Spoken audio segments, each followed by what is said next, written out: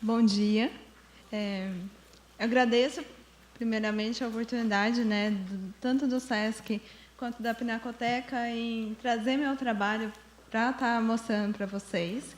A primeira vez, quando fui convidada pelo tema, né, minha preocupação foi justamente como trazer esse tema delicado, que é a questão das modelagens conceituais, para pessoas que nunca viram, nunca ouviram falar sobre as modelagens conceituais. As modelagens conceituais elas têm ganhado muito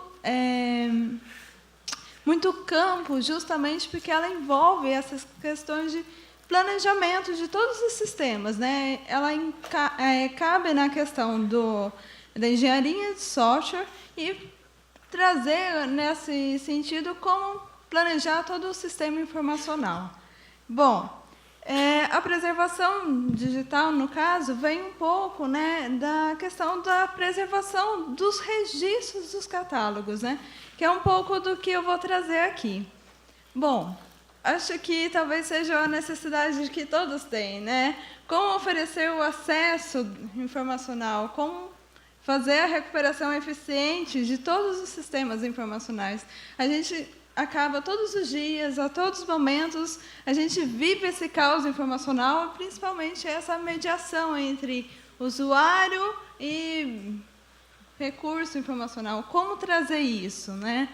Bom, hoje, né, são instituições, né, querendo ou não, arquivos, bibliotecas e museus que apresentam diferenças, mas também é importante trazer essas questões de semelhanças, né? O que das semelhanças a gente consegue conversar para que isso se mantenha no sistema informacional e, com delicadeza, consiga fazer esse tratamento de documentos, né? O tratamento que hoje a gente cabe tanto nessas três instituições, qual é a descrição, né?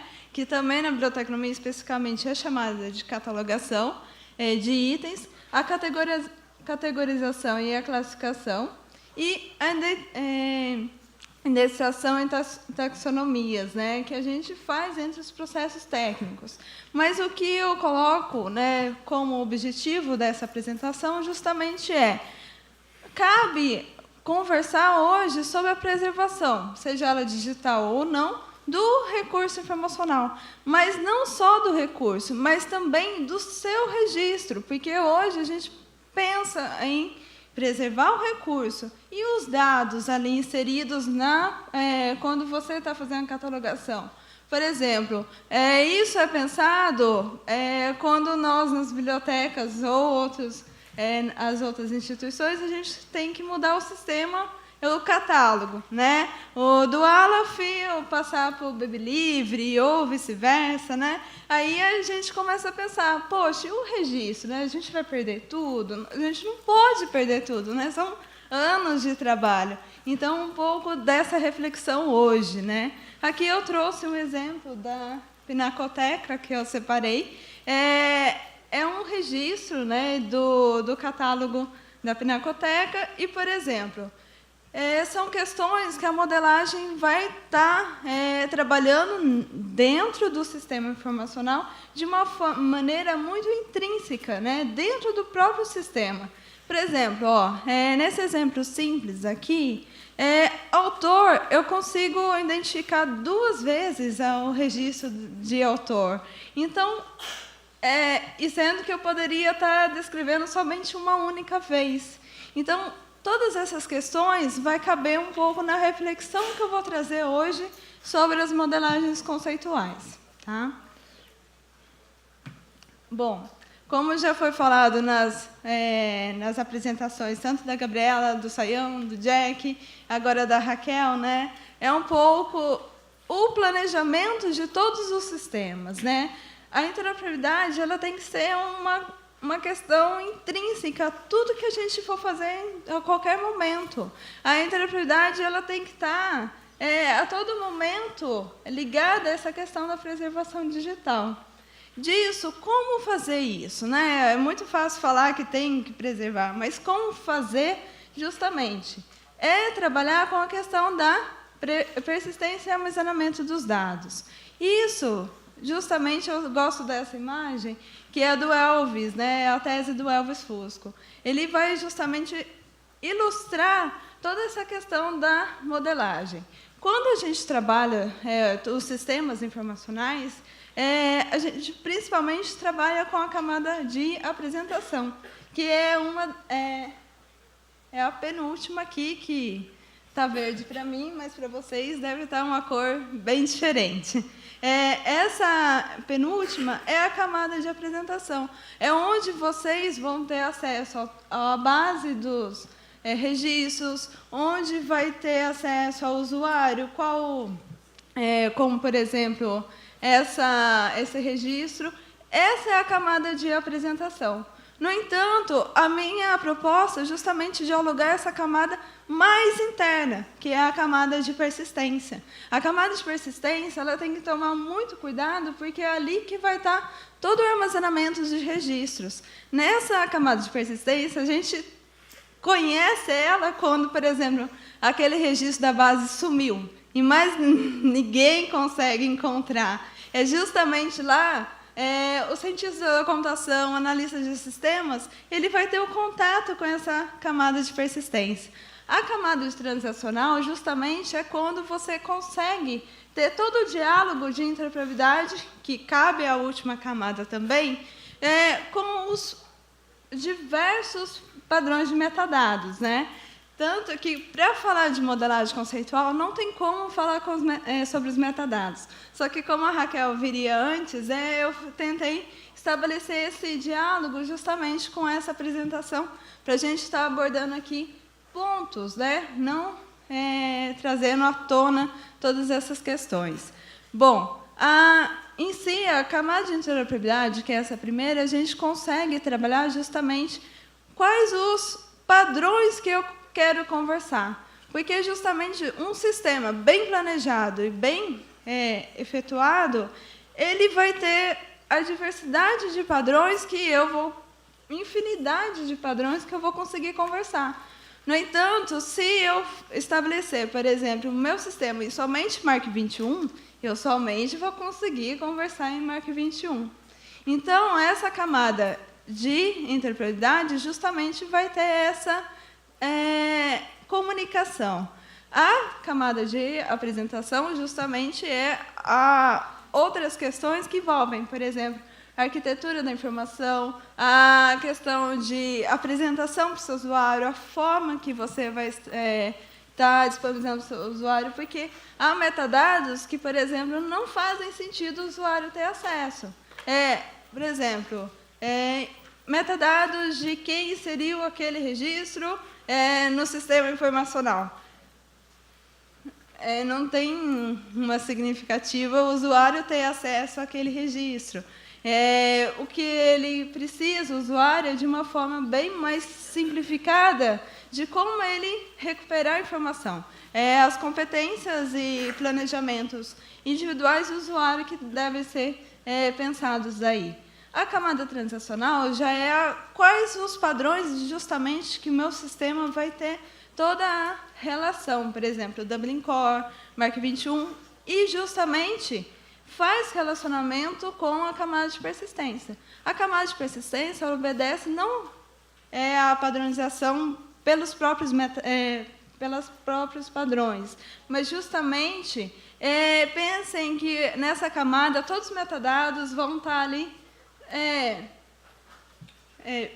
numa nuvem, vamos colocar assim, né? Eles vão estar explodidos ali. E é ali que eu vou tecer todos os relacionamentos, tá? Eu estou trazendo dessa forma a questão mesmo do cuidado de falar sobre isso, sobre esse tema.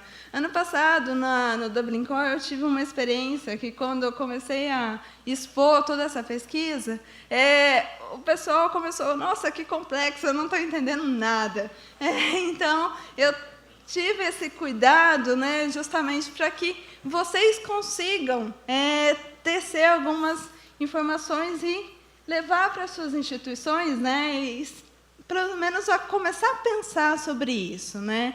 A camada de persistência, ela oferece um armazenamento, né, digital não volátil, com a possibilidade de relacionamento entre os dados, sendo acessíveis, interpretáveis e autênticos. O que quer dizer isso? Que justamente há essa necessidade desse armazenamento. Por isso, não há um relacionamento nessa camada dos padrões, né? Justamente porque todos os metadados vão estar armazenados de uma forma não relacional ainda. Tá? Os modelos conceituais justamente são para ter esse planejamento, né? Destacam-se as características de cada domínio, necessidades com seu público, por meio dos dados e metadados, que, além disso, né, tentam, né, minimizar a lacuna entre o projeto conceitual, o domínio de aplicação e o domínio dos esquemas de metadados ou estruturas de registros biográficos. Isso nada mais é do que tentar amenizar todas as lacunas que o sistema vai oferecer. A modelagem conceitual, os modelos, servem justamente para que, no final de todo o sistema, chegar até o usuário, não tenha aquelas erros, ou mesmo se houver os erros, fique mais fácil de estar acertando durante a composição da engenharia de sistemas. A modelagem de catálogos ou banco de dados deverá ser estruturada a partir de uma lógica descritiva que se constitui justamente da família que se pensa ali nas questões da representação.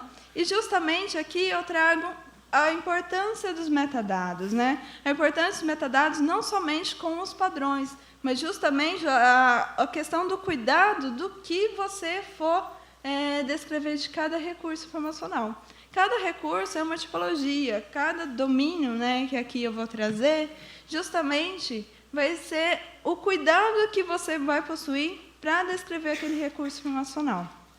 O domínio, né, aqui eu trouxe justamente para contextualizar, cada cenário vai ser um domínio diferente. Mas o que é esse domínio?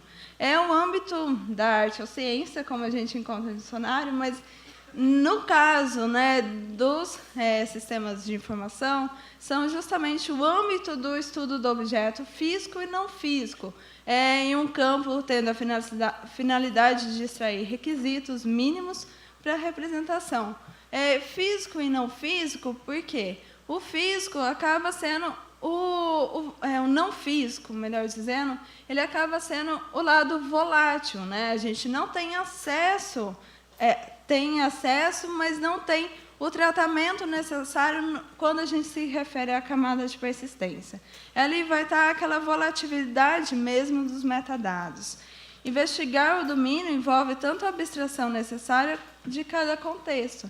E aqui eu trago vários, né? Arquivos, bibliotecas e museus, né? Os modelos, né, já falando de cada domínio, eles vão ter uma estrutura. E essa estrutura normalmente é tratada como entidade ou relacionamento que vem da computação, desde a década de 70, com a questão das modelagens dos bancos, né, de dados, como também orientado a objeto. Orientado a objeto, ele vai trabalhar de uma forma diferente, que ela é parecida com classe, subclasses, e aí vai se organizando cada uma delas. Mas o que se foca, principalmente, é a questão da ruptura da estrutura monolítica. Por quê? O MARC 21 é aquela estrutura fixa, né? Não tem outra palavra, que a gente não consegue fazer todos esses relacionamentos. E, no caso, com as modelagens conceituais, a gente já consegue não descrever o autor 2, 3 vezes, 4, e assim vai, como todos os campos que o MARC 21 permite.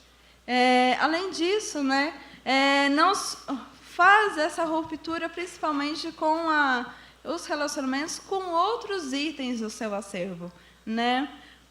O caso da museologia, ela vai trabalhar o CIDOC CRM, né? Acho que todos já devem ter ouvido falar, espero, mas ela é o Conceptual Reference Model. Ele foi publicado pelo ICOM em 2014, e ele foi baseado na ISO. É um modelo, SIDOC CRM, justamente é um modelo de referência, mas ele é considerado um modelo conceitual, pois ele tem questões de entidades e atributos, que eu vou comentar daqui a pouco, que destacam ele pelo planejamento que todas as entidades possuem. No caso do SIDOC, a particularidade dele é a modelagem orientada a objetos. Ele tem uma formatação diferente dos outros que eu vou mostrar. Ele permite descrever todo o processo de registro em determinado tipo de informações sobre qualquer tipologia, patrimônio que você precisa documentar. Bom, ele tem essas classes aqui principais, né? As entidades são justamente da tipologia do recurso, do autor, e assim, não ficou muito nítido, mas acredito que depois a gente possa divulgar as imagens para vocês, mas ele possui esses relacionamentos que fazem aqui o relacionamento do autor para assunto, para tipologia, e assim vai tecendo. O que eu trago do SIDOC é justamente essa hierarquia dele. Ele não é somente, deixa eu voltar, essas classes, entidades principais. É muito mais detalhado, né, de uma forma mais extensa, para justamente solucionar todos os relacionamentos daquele recurso informacional. Tá? E não é o único durante a construção, né, da museologia, mas foi o que mais se destacou. Como também, né, da arquivologia, eu vou trazer o CINEDA. Ele não é o único, tá? Mas é o modelo de referência dentro da arquivologia que mais teceu os relacionamentos. Porque há o MOREC, há outros que a Raquel acabou de trazer. O CINEDA, ele também foi publicado em 2012, né, pelos decorrência tanto do CEMAD, tá, Conceptual Model Archival Description, e ele vai ter algumas entidades principais, documentos de arquivo, agente, função, nome, conceito, objeto, lugar, e ele vai ter essas entidades fazendo os relacionamentos. No caso, é importante destacar que ele vai possuir essa abstração, né, que é esse desenho aqui. Essa abstração, ele vai tecer os tipos de relações de todo o sistema. E, além disso, nesse caso, tanto do CINEDA como da bibliotecnomia que eu vou mostrar, ele não vai ter os relacionamentos, entidades de relacionamento perfeitos para qualquer analista de sistemas consiga fazer a preparação do sistema. Então, além disso, precisa de todo o preparo, né, que o analista de sistemas, quando vê toda essa abstração, precisa ter para montar o sistema. Tanto que não há ainda um perfeito catálogo baseado em FRBR. Não há nenhum instrumento de pesquisa baseado no CINEDA. Isso é um preparo que, desde 2012, todas as instituições internacionais estão tendo essa delicadeza em procurar tecer todos os relacionamentos do item, desde que ele chega até todos os processos de tratamentos, até a disponibilização do item final, né? Bom, aqui um pouquinho das relações, né, de cada um deles, as questões de conexões. E aqui eu trago um exemplo, né, que é justamente a instituição, o seu fundo, até um pouco dos relacionamentos com a instituição. Tá? Bom, o FR, FRAD e FRASAD, né, justamente, eles foram os mais, talvez, divulgados dentro da bibliotecnomia. Eles foram de uma pesquisa de 98, né, pela Bárbara Tillet, e foram crescendo de forma que eles se ampliaram. Era o início somente o FBR, e depois veio as outras preparações para o FRAD e o FRASAD. E, assim, vem trabalhando justamente a inversão da catalogação. Porque hoje, né, com o MARC 21, a gente faz a catalogação de cada item e ali incorpora cada exemplar. Hoje, com principalmente o RDA vindo e os outros sistemas, vamos fazer a catalogação desde o início, que se trata, por exemplo, desde a obra. E ali vai tecer todas as relações da obra, expressão, manifestação, item. Eu gosto bastante dessa imagem que eu uso em sala de aula, justamente que você trabalhar a obra desde o início da composição. Tanto que é um pouco difícil no começo a gente entender, porque justamente a obra é a intelectualidade que o autor teve durante a composição. Mas não é justamente o item final que vai para a sua prateleira, é essa abstração. Então, essa abstração é feita justamente feita de várias formas, né, que se considera a expressão, tanto na parte, aí vai divulgar pelas formas, é a forma que vai ser divulgada mesmo, seja, por exemplo, aqui que eu trago, arte da guerra, né, tanto no chinês quanto no português, e aí as diversas possibilidades, quanto também a manifestação, que já vai ser como ela vai chegar até o item final, as diversas possibilidades de publicação, e disso o item final. Ele vai ter essa divisão entre grupos, né? Grupo 1, que seria obra, expressão, manifestação e item, e justamente ter esses relacionamentos entre eles, né? Que, por exemplo, uma obra é realizada por uma expressão que está contida em uma manifestação e exemplificada por um item. Justamente fazer o inverso dessa catalogação. Uma obra também vai ter inúmeros tipos de relacionamento, que vão ser justamente essa parte do grupo 2.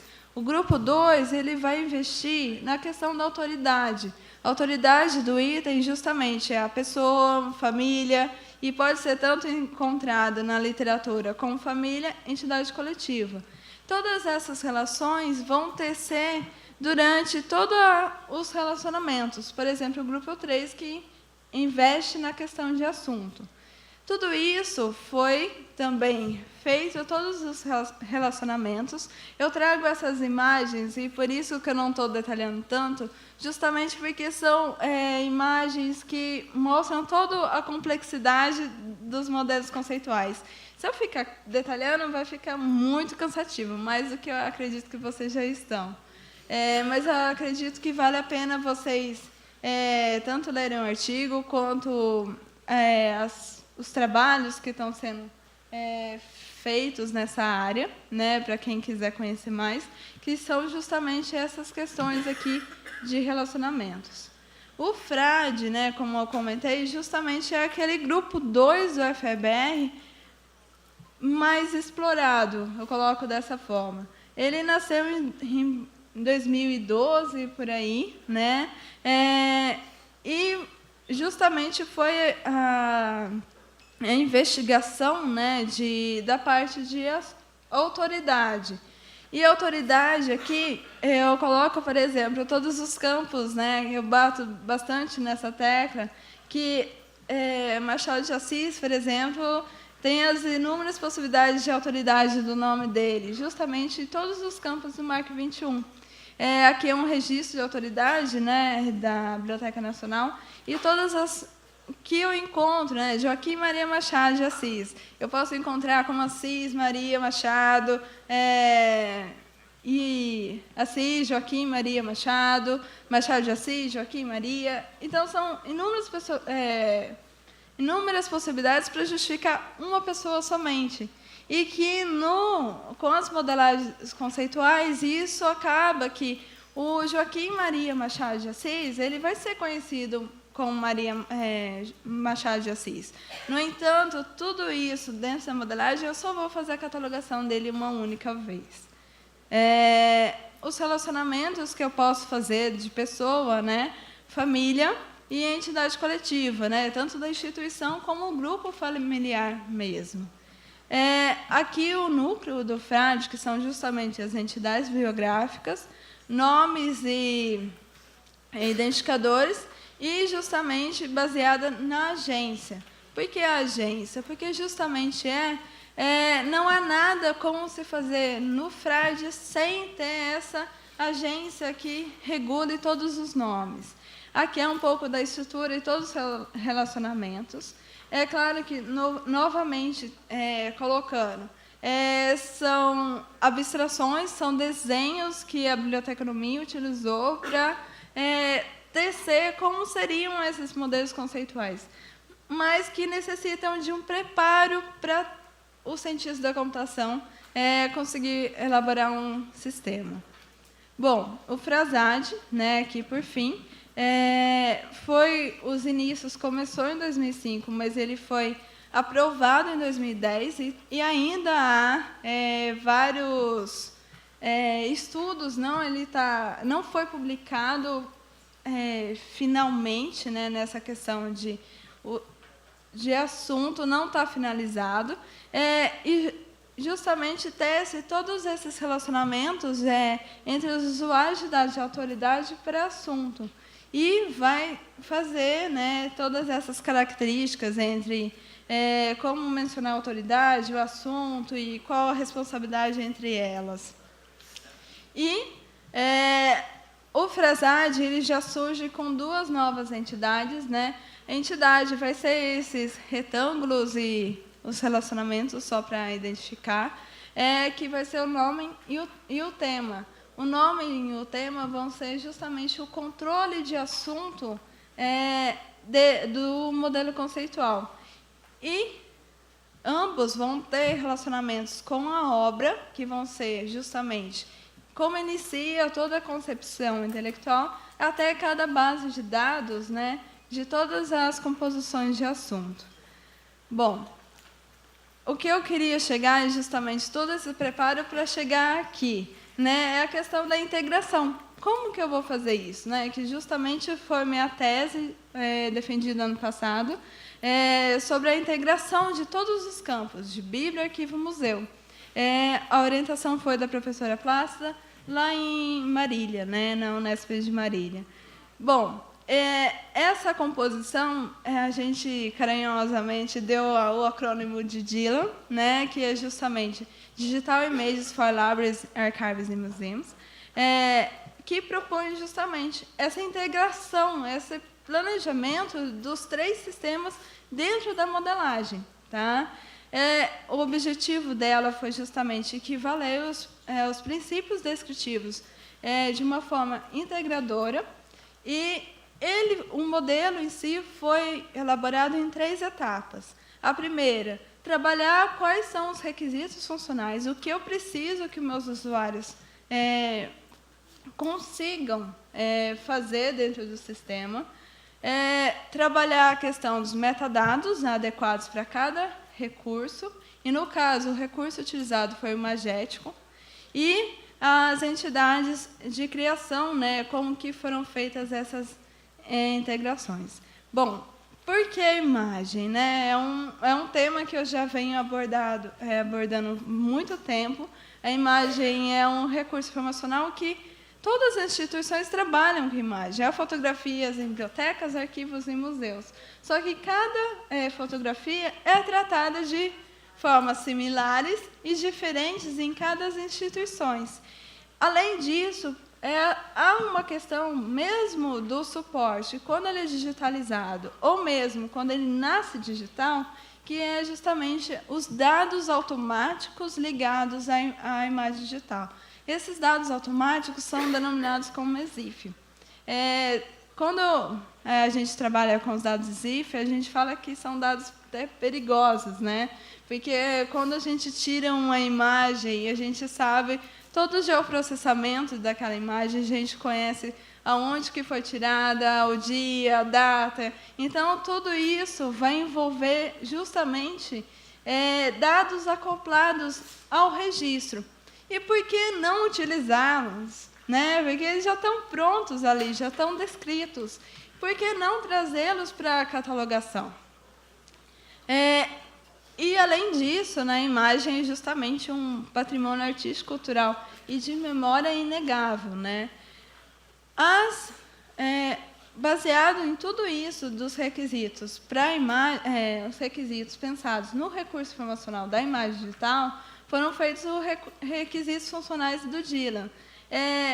Em todos os modelos, né, uma coisa que é bastante trabalhada, que são as user tags, que são justamente as tarefas do usuário em todos os sistemas, são os requisitos funcionais. Quando a gente trabalha na computação, os requisitos funcionais são diferentes, porque ali vão ser os requisitos que o sistema precisa ter durante a execução, se é um processador tal, enfim. Mas dentro do campo dessas 3 domínios, a gente vai trazer a questão do tratamento de cada usuário. Baseado nisso, foi feito um mapeamento desses 3 requisitos, trazer tanto a Declaração Internacional de Catalogação, lembrar que na museologia o CRM teve toda essa comparação, mas uma coisa que foi muito tocada dentro do trabalho foi justamente que na arquivologia os usuários muitas vezes não são os usuários finais, como na museologia e na biblioteconomia, mas são justamente os próprios arquivistas, né, que usam o sistema diariamente. Então, também foi pensado nisso. Entre os requisitos funcionais, né, do DINO foram colocados que encontrar os materiais, identificar uma entidade, selecionar uma entidade, explorar os recursos imagéticos, escolher, reconhecer as responsabilidades e obter o recurso imagético. São todos os processos que eles necessitam ter durante o início até o final da composição dos sistemas. A segunda etapa, né, essa última foi a primeira etapa de toda a modelagem. A segunda etapa foi justamente fazer o pareamento, que a gente fala, o mapeamento de todos os metadados. Para isso, a intenção não era criar um novo padrão de metadados, mas sim utilizar todos que já possuem, justamente porque aí eu iria conseguir a interoperabilidade do sistema. Nisso, os padrões de metadados, né, foram utilizados a metodologia Crosswalking. Essa metodologia foi um processo do Getty Institute, que ele trouxe, né, toda essa parte da questão do pareamento dos registros. Foi o primeiro instituto que começou a utilizar essa metodologia, que tanto foi a Olívia da Murtabaka que trouxe como fazer esse processo de crosswalking. E justamente foi incorporado todos esses padrões de metadados. Bem rapidamente, mas foi o ACR2, o CCO, o CWA, o DAX, o Dublin Core, o EAD, a ISAD-G, o ISBD, RAD e o Spectrum. Então, todos eles foram justamente mapeados. Como foi feito isso? Justamente colocar todos os metadados, todos os padrões, lado a lado, e verificar o que é utilizado nesse padrão de metadados, o que é utilizado no outro. E, assim, de identificar os metadados essenciais, os metadados que aparecem, mas são importantes, e disso contribuir com outras possibilidades também. E foi justamente feito o DILA, não se assustem, eu vou explicar um pouquinho de cada um, tá? Justamente esse planejamento de todo o sistema informacional para a descrição da imagem. Foi justamente pensar nessas entidades principais, seus relacionamentos, e justamente os atributos para cada entidade, porque, por exemplo, obra são elementos, atributos que não, por exemplo, compreende quando eu trabalho com o autor. E justamente foi pensado em cada um deles. A questão da arquivologia, a biblioteconomia, a museologia também foram criadas novas entidades para estar fazendo essa interoperabilidade no sistema. Percebam que ele tem uma estrutura diferente da que eu apresentei nos outros, né, no CNEDA, no FEBR. Por que isso? porque justamente foi pensado na aplicação dele, né? Foi pensado que ele poderia ser aplicado e criado um sistema informacional que trabalhasse justamente esses relacionamentos. Bom, vou começar com a obra, né? Que justamente é a abstração do fotógrafo, quando ele iniciou. Só que eu falo fotógrafo, mas pode ser qualquer um, né? Todo mundo tira uma foto que, às vezes, consegue deixar essa imagem para várias gerações. E isso pode ser uma coleção especial, um acervo individual, e aí vai crescendo.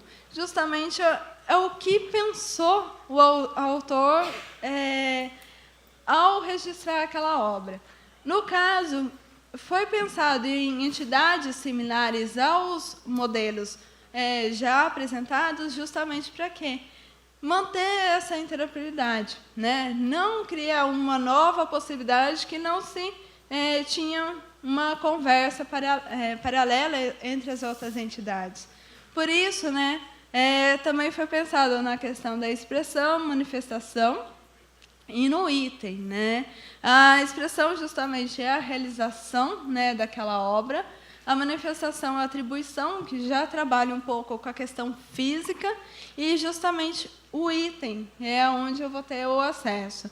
Somente o item ele pode gerar outros relacionamentos com outros itens. Por exemplo, quando eu trabalho um item, uma fotografia, que possui uma discrepância na coloração, muitas vezes aquela fotografia ela vai ter uma similaridade com a outra, mas quando eu for ofertar com o usuário nos sistemas tradicionais, eu só consigo fazer aquela oferta com aquele item específico. Eu não consigo mostrar para o meu usuário todas as possibilidades que tem no meu catálogo.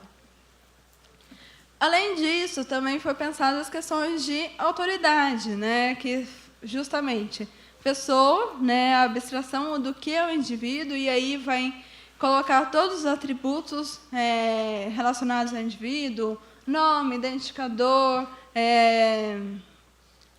variações de nome e as diversas possibilidades, como também entidade coletiva e família. Além disso, a questão de assunto, né, que envolve tanto a questão do conceito, que no FBR justamente traz, que é uma noção abstrata do assunto que pode se envolver de formas amplas e específicas. Aí a gente sempre trabalha com os sistemas de classificação, por exemplo, a CDD e a CDU, que tem sistemas complexos e